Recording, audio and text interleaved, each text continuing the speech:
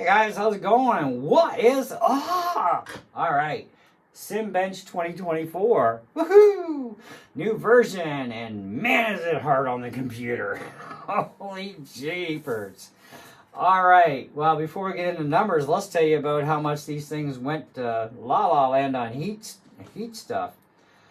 Now, on my Mac M1 Mini, the average core temperature during the multi-core test, CPU was at 84.8 average with a fan speed of 1,896. Barely even made the fan work. Single core on the M1 averaged at 50 degrees, fan speed idle 1700. Okay. My Asus Tuf. Okay, now this thing is a raunchy machine. Multi-core was 96 degrees average with both fans inside kicking at 4,000 RPM. They were maxed. And I have a cooling plate under this thing with 5 freaking fans shoving cold air up into everything, and it still couldn't keep up enough. Single core testing was between 80 to 90 degree fluctuation. Fan speed was 2,400 on the fans. Okay, that's pretty raunchy. Now, here's the thing. Cinebench does not support the NVIDIA 3050 graphics card. There's only certain video cards it will support. Now, it does see that I have an Intel UHD graphics, even though I told NVIDIA, this is my preferred graphics card. It doesn't push it. And I'm running an external monitor off my HDMI, and I even unplugged it and tried just the built-in screen, because either way, I got NVIDIA graphics as my preferred card, but it reads the main system. I don't know why it doesn't read the NVIDIA, but the NVIDIA is not even on the list anyway, so it doesn't matter. Now, on multi-core score on the Asus, for the CPU, we got 606 points. Now, that is just one below on the list of a 10-core, 3 gigahertz Apple M1 Max chip, which would be at 791. So that's quite the point difference there, but it's still just one below. Now, on single core, this little sucker only scored 86 points. That's kind of pathetic. If you run this against R23, you're going to find your numbers are going to be definitely way different. This thing really puts your computer to work, like in a whole new level. So it's like, wow. Now, I do have an 8-core processor in the Asus that has got a base clock at 2.3. And even though I keep it cranked at about 3.8 out of 4.5 top, it only recognizes and tests within that 2.3 gigahertz range, which, whatever. But 8 cores, 16 threads, and they're all performance cores. And it's an 11th Gen i7 11800H, or 11800H. But anyways, it scored 86 points, which is one below a 8-core, 16-thread, 3.8 gigahertz AMD Ryzen 7 5800X 8-core chip, which would have scored 96. Only 10-point difference. So it's kind of like, well, that's not a whole lot. And it isn't. Okay, now the MP ratio was 7.04.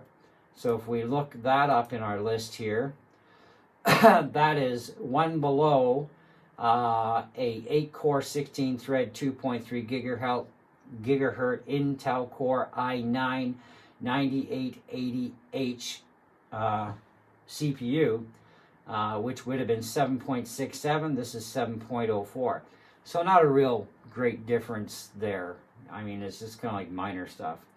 All right, so now over to our Mac. Now, here's something I will tell you. You need a minimum of 16 gigabytes of RAM in your Mac or your PC in order to run this program. Okay, as far as being able to test everything. I installed Cinebench 2024 on my base model M1 Mac Mini, which is 8 gigs by 256. The program will fire up and run, but it will only be able to test multi and single core it will not test video. Even though it's the exact same mini as my other one, it's just that because of having half the RAM, it cannot do the GPU test. Okay? But in 16 gigs of RAM, you can do the GPU. And the GPU came out at 1,369 points. Our multi-core was 522 in multi-core, which is not much different than our PC's multi-core at 606. A few points there. Single core, my Mac smoked it. My Mac came at 112 points on single core to my Windows laptop at 86 points single core. Interesting results. Now, they recognize my M1 as 8 cores, of course. Single core at 3.2 gigahertz. Multi-core is at 2.5 gigahertz. That's depressing. I hate efficiency cores. But anyways, GPU, of course, is Metal Driver version Mac OS 14.11 build. Operating system, obviously, 4.11. So here at the multi-core level, we are one below an 8-core, 16-thread, 2.3 gigahertz Intel Core i9-9880H CPU. So we're at 522, it's at 534. We're pretty good against an i9 there. We're just below. Single core testing, of course.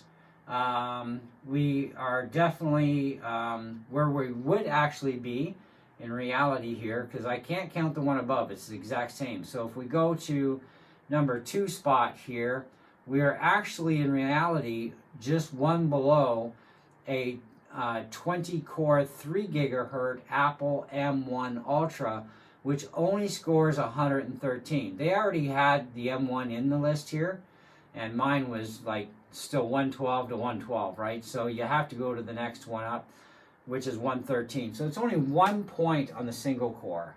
Okay, so not too shabby. Now the MP ratio, of course, we are just one below here, 14. We're just below a 14-core, 20-thread, 2 gigahertz, 12th generation iCore 7 1280p, which has an MP ratio of 588. We're at 468. So we're doing pretty good, you know. I mean, that is pretty respectable, and it kind of makes you wonder, like when you're looking at the single core performance here, with only being 1 point behind a 20-core M1 Ultra, does it actually make sense to buy an M1 Ultra as far as single core stuff goes? Probably not. Okay, but when we hit multi-core, you know, we're just below, we're actually 2 below a 10-core at 3 gigahertz, because we're actually running multi-core here at 2.5 gigahertz, right? So we have much slower speed. So we're one below the 8-core 16-thread 2.3 i9, but then we're 2 below a 10-core 3 gigahertz M1 Max, which is a score 791 to R522. And then, of course, like we said, with the single core, we are literally one below. We're running at 2.5 gigahertz single core against a 20-core 3 gigahertz Ultra. We are only 1 point off, which is nothing to write home about. Okay, but I'm quite interested. I thought this was quite neat. So I had to download it. I saw a quick video on it on YouTube. I'm like, oh, cool, new version? I'm in. Let's try and see how raunchy this is, you know? And so I thought you guys might be interested in that. Just remember, you do actually need 16 gigabytes of RAM, especially on the Apple Silicon if you want to be able to do the GPU testing. And of course, test results will vary depending on how much RAM you have in your Apple Silicon. But this is when it boots up. We get all this. We don't get to pick any of these pictures, by the way. They just give us what they give us, you know. But they tell us in here about Cinebench. And Cinebench 2024 tests the performance of your system using industry-leading 3D technology from Maxon, including Cinema 4D and Redshift. Okay, so they're really coming down hard on the systems to really make them work. And it's like, for synthetic bench testing, that's pretty good. I mean, that's impressive. So, you know, I have R23 score testings on my channel. If you want to look up the Asus Tuf 17 for Cinebench test, look up my 16 by 512 Mac Mini M1. Look at that for Cinebench testing. The MacBook Air M1 that I had, that's up there too. I don't remember if I tested the Intel 1.1 gigahertz or not for Cinebench, but if you look up, you know, Cinebench on my channel, you're going to come across a pile of videos with different computers I've done this with, and different versions of Cinebench, but the most recent are going to be all R23 anyway, other than this. So, anyway, let me know what you guys think in the comments below. I thought that's pretty cool and nice that we can do GPU testing in Cinebench now, because that kind of, in a way, eliminates the requirement for Geekbench. You know, because now we can do CPU and GPU, single core, multi-core, all of it. But anyway, that's it. That's all. Thanks for watching. Hope you enjoyed the video, and see ya.